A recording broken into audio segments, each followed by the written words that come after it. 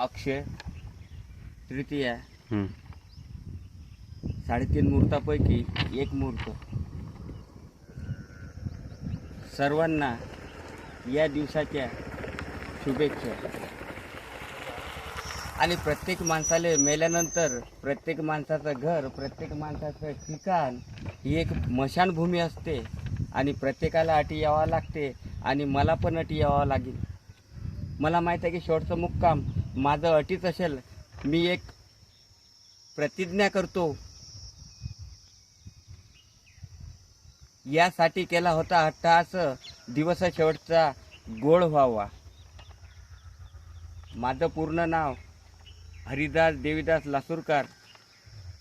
जीवनामध्ये संघर्ष करत असताना यश मिळेलच असं सांगता येत नाही, पण याच्या पुढचं राहिलेलं माझं आयुष्य मी स्मशानभूमीत शपथ घेऊन करतो की मी 2011 साली ग्रंथालयासाठी एक प्रस्ताव पाठवला होता. पैसे दिले नाहीत म्हणून मला मान्यता मिळाली नाही. महाराष्ट्राच्या 3 मुख्यमंत्र्यांनी कर्जमाफी दिली, अजूनही मला कर्जमाफी झाली नाही. त्यावेळेस मी माननीय जिल्हाधिकारी यांच्याकडे इच्छा मरणाची परवानगी मागितली होती. त्यावेळेस पोलीस स्टेशननं माझ्याकडून 3 वेळा लिहून घेतले होते, पण अजूनही मला न्याय मिळाला नाही.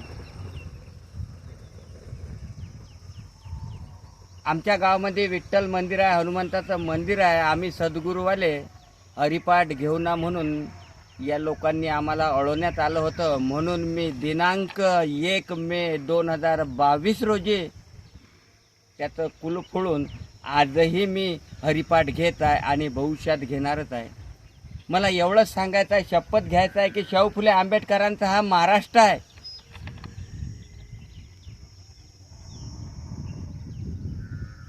या महाराष्ट्रामध्ये अजूनही काही गावगुंड आपल्या स्वतःची मालकी समजतात. आज मला खरं वाटायला लागलं की ज्या जगद्गुरू तुकोबारायांना जो त्रास झाला असेल, संत श्री गजानन महाराज शेगाव आमच्या गावापासून 40 किलोमीटरचा आहे, त्यावेळेस याच धर्मसंकटांनी त्यांना उसानं मारलं होतं. भविष्यामध्ये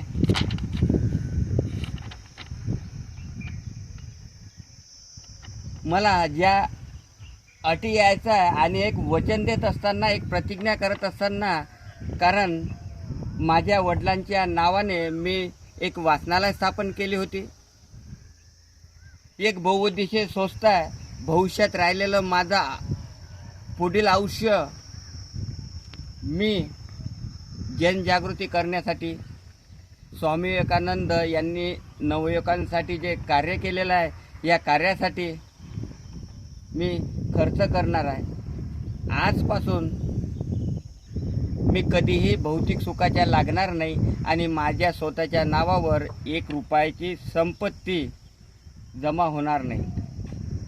मी अण्णाजीच्या संघटनेमध्ये काम केलं, मी रामदेव बाबा यांच्या संघटनेमध्ये काम केलं. मी अन्यायाविरुद्ध लढतो. माझ्या गावामध्ये आमच्या ग्रामपंचायतीनं अन्यायच केला. आतापर्यंत मला घरकुल मिळालं नाही, पण बोदळेताई आणि मोरेताई यांनी घरकुल दिलं. पण गावातील भाजपच्या 2 गुंडांनी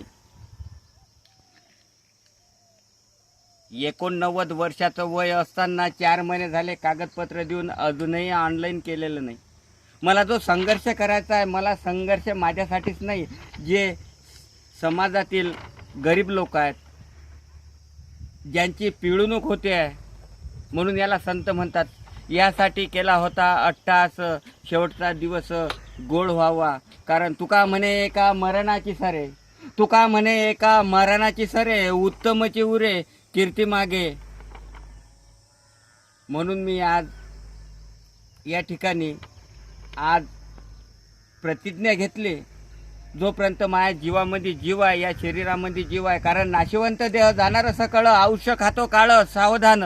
माझा एकच शत्रू आहे, तो आहे फक्त काळ. माझाच नाही तर जगद्गुरू तुकोबाराय सांगतात, जगातल्या प्रत्येक माणसाचा एकच शत्रू आहे, तो आहे म्हणजे काळ. म्हणून माझ्या ह्या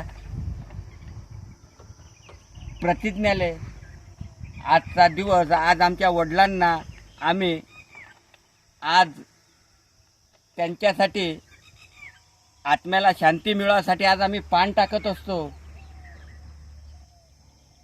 त्याच दिवशी घेतलेली प्रतिज्ञा ही 100% मी पूर्ण करण्याचा प्रयत्न करीलच. आणि ज्या वडिलांनी मला जन्म दिला, कारण मला त्यांचं नाव रोशन करायचं आहे, त्यांचं नाव अमर करायचं आहे, त्यांच्यामुळे मला हे जग पाहायला मिळालं, मला हे जीवदान मिळालं.